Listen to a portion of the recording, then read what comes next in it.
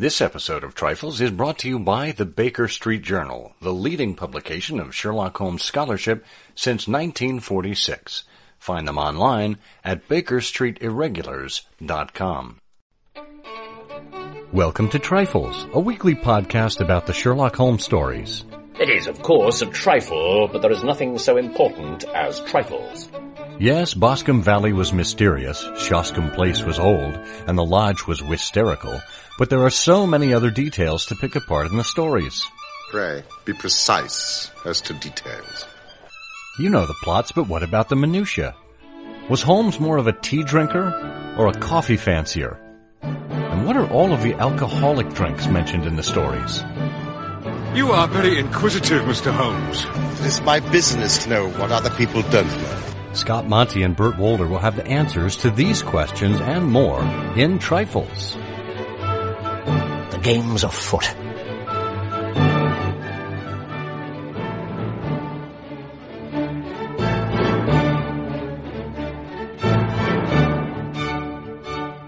Episode 242, Worms. Hello and welcome to Trifles, the Sherlock Holmes podcast where we look at the details in the Sherlock Holmes stories. I'm Scott Monty. I'm Burt Wolder. And Burt, I'm going to worm my way into your heart with this one. This is going to be a very delicate subject.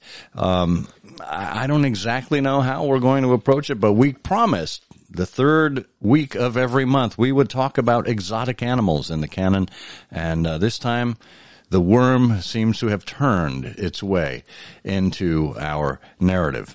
If you would like to get the show notes on this episode, they are available at ihose.co/trifles242, all lowercase. And of course, you can find your way to our website. That's where it'll take you.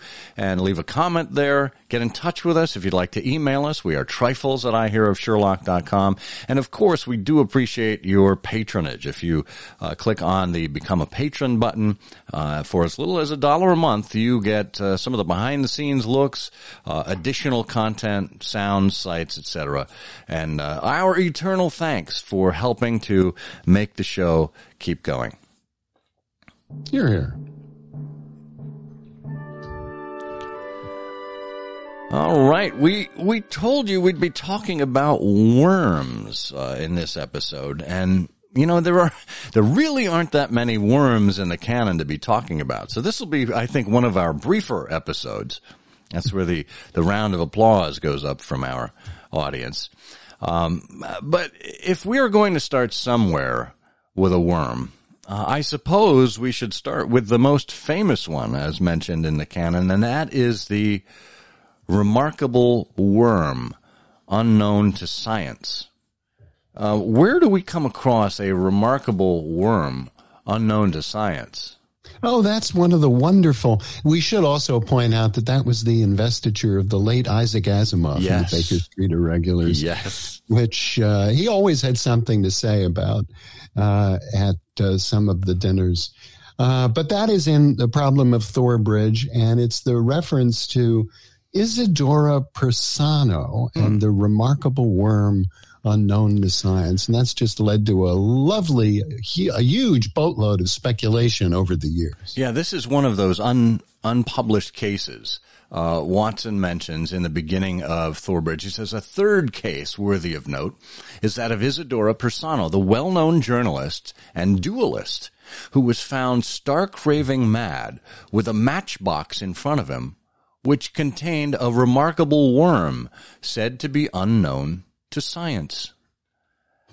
You know, it once again, and we've talked about the unpublished cases, right there with so few words, Conan Doyle paints a picture for us that is so tantalizing, so interesting, that there are any number of ways that we could go with regard to the remarkable worm unknown to science. And I don't know if you recall the international exhibition of Sherlock Holmes, Burt, that oh, yes. traveling display made its way to a number of science museums around not only around the United States, but around the world. And I believe we did an interview with the director of the exhibition on I Hear of Sherlock Everywhere. We will have a link to that in our show notes. But the remarkable worm unknown to science, that was a central part of the mystery that the visitors of that exhibit were asked to try to solve with the help of Holmes and the clues that were around. Now, as far as we go, there are very few clues other than what I just read there out of the problem of Thor Bridge that give us to understand what the case of Isadora Persano and the remarkable worm actually was. Yeah, absolutely. There are no clues. It's just a reference, that who Isadora Persano was, struck mad apparently by something connected to this matchbox and the worm. But in that case, for that traveling exhibition, that part of the exhibition, that story, that narrative, that experience was largely written by our friend Dan Stashower and was very interesting. And among other things, it had Isadora Persano as a male character rather than a woman. You would hear the name Isadora and you might think that would be a woman, but interesting nonetheless. Indeed. Well, let's get ourselves to the rest of the wormhood in the canon right after this quick word. It's all well and good to have a subscription to the Baker Street Journal. In fact, the most recent issue just recently came out and is making its way to mailboxes all over the world. But when you're looking for scholarship past rather than present, the easiest way to go about finding that is with the eBSJ. The eBSJ is a PDF archive that provides a complete set of the Baker Street Journal from its inception in 1946 all the way through 2011 on a single DVD in PDF format. That's 276 issues with more than 18,000 pages spanning the old series, the Christmas annuals, and the new series all the way through 2011. Will there be another eBSJ to update us in the last decade? Well, we certainly hope so. What format will it take? Well, that's up to you to find out. But get the eBSJ version 2 on DVD while it's still around. Find it online at bakerstreetirregulars.com. All right. Well, let's get into some other worms here, if we can, Bert. The first example in the canon, first instance of a worm being mentioned, is in the Sign of Four. We find ourselves in Pinchin Lane, and good old Mr. Sherman. Oh, Mr. Sherman, we forgot to mention him in our last episode of Windows, because he stuck his head out the window. He was ready to dump a bag of, I got a wiper in this bag, I'm going to dump it on your head. He stuck his head through the window. But of course, Watson came in, and Mr. Sherman mentioned that he should keep clear of the badger, for he bites. But he also mentioned, let's see, he said, this is... naughty, naughty, would you take a nip at the gentleman? This to a stoat, which thrust its wicked head and red eyes between the bars of its cage. Don't mind that, sir. It's only a slow worm. It ain't got no fangs. It gives a run of the room, but keeps the beetles down.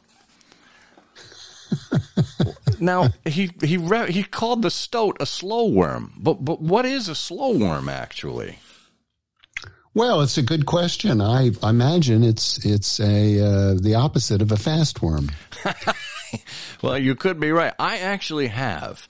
Of course you do. The definitive answer here in the Herpetological Holmes, a monograph on reptiles and amphibians in the time of Sherlock Holmes by Donald Jewell.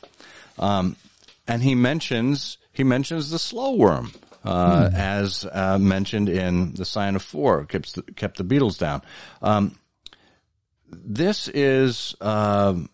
he says, Sherman, the bird stuffer, gave one of these creatures the run of the room. This snake-like lizard also performed nicely in keeping curious from wandering among the cages. So a slow worm, to the untrained eye, or a blind worm, as it's also called, does look a lot like a snake. It was called Anguis fragilis in 1756 by Carl Linnaeus, who assigned the Latin names to it. but was actually not blind. It was, and it was slow because it did not have the same kinds of appendages as other reptiles. But it was closer to a snake. It's not poisonous, and when provoked to bite, it can't even really draw blood from its victims. So it's really part of pest control at Pinchin Lane. Brilliant. Well, yeah. Well, and that's the beetles and all this sort of thing. I mean, the Victorians were certainly was a Victorian custom to keep various small animals around the house to deal with even smaller pests and so on. So. Right. It's the circle of life. Well, interestingly enough, in the Sign of Four, we go from slow worm to glowworm. It was later on in the story where Holmes was crawling over the rooftop of Pondicherry Lodge. Watson came up there and said, I could see him like an enormous glowworm crawling very slowly along the ridge. You don't really hear the term glowworm applied too much anymore. No, except in song, of course. Yeah, it's the common name for really insect larvae and adult females that glow through bioluminescence. So, you think if you cross a glowworm with a giant rat of Sumatra, would you get something as large as the glowing hound of the Baskervilles? Or something as large as the giant rat of Sumatra. The giant rat of Baskervilles? Yeah. That would have been interesting if they sicked the giant rat on Sir Henry instead. Well, anyway, so we have slow worms, we have glowworms. What other kinds of worms are referenced in the Sherlock Holmes stories? Well, we frequently find worms referenced in a way that indicates age, and of course one of the early ones of these is in A Speckled Band, where Holmes is, with Miss Stoner in her room and is sitting down and looking around and asking a series of questions. Where does that bell communicate with? But Watson describes the room to us and says the boards around and the paneling of the walls were of brown worm-eaten oak, so old and discolored that it may have dated from the original building of the house. And we find a couple of references like that throughout the canon. That's fascinating. We talked about kind of those oaken beams in the last episode as we were describing Baskerville Hall. It seems like those beams over time, without treatment, whether they are eaten by worms or termites, will show their age. So, and it's also in Musgrave Ritual, where when we're finally down in that basement looking at the scene of Brunton's demise, Watson says there was an old-fashioned key projecting from the lock.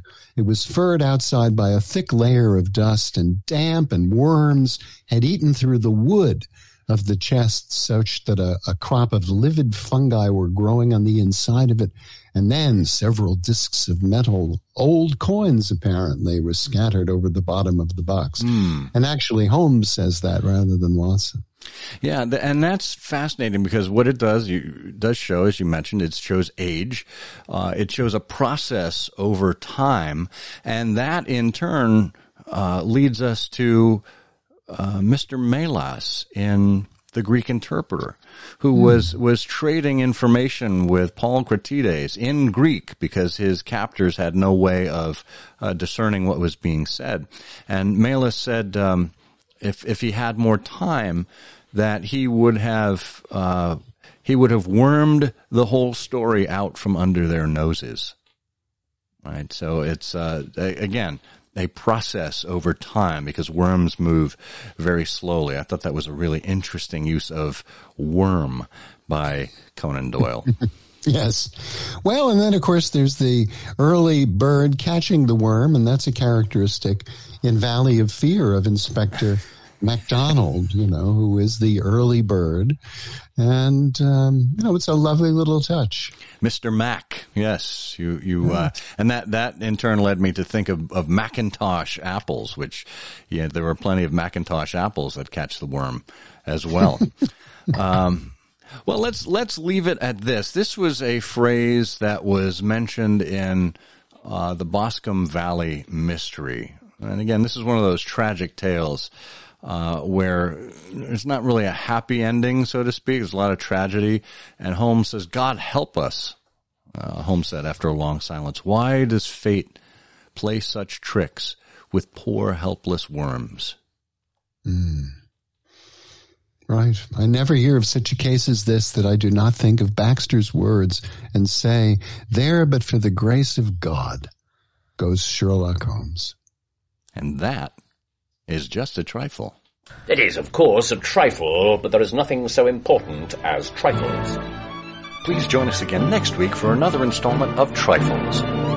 Show notes are available on SherlockHolmesPodcast.com. Please subscribe to us on Apple Podcasts and be sure to check out our longer show, I Hear of Sherlock Everywhere, where we interview notable Sherlockians and share news of the Sherlockian world.